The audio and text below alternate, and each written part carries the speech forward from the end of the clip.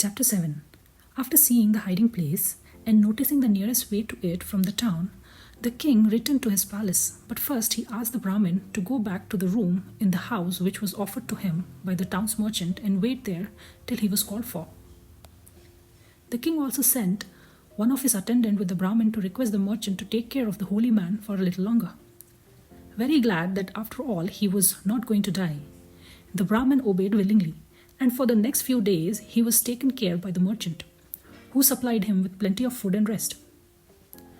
As soon as Prasenjit was back in his palace, he pretended that he was ill, that his head aches badly, and he could not make out the reason behind it. He ordered a proclamation to be sent all round the town, telling all the doctors to come to the palace to see him. All the doctors in the town quickly obeyed, each of them hoping that he would be the one to cure the king and get a great reward. The big reception room was full of doctors, and they all glared at each other so angrily that the attendants kept careful eye lest they should begin to fight. Once at a time, they were taken to the king's private room, but very much to their surprise and disappointment, he seemed quite well and in no need of help. Instead of talking about his own illness, he asked to each doctor about their patients and what kind of medicines they are taking.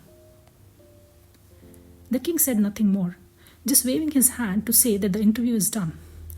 Then the attendants let the visitor out. At last, a doctor came in, who said something which made the king to keep him longer than anyone else. This doctor was a very famous healer who had saved the lives of many of Prasenjit's subjects. He told the king that a merchant named Matridatta was very ill, suffering greatly, and the doctor hoped to cure him by giving him the juice of a certain plant called Nagabala. At the time the story was written, doctors in India did not give their patients medicine or write prescriptions for them to take to the chemist.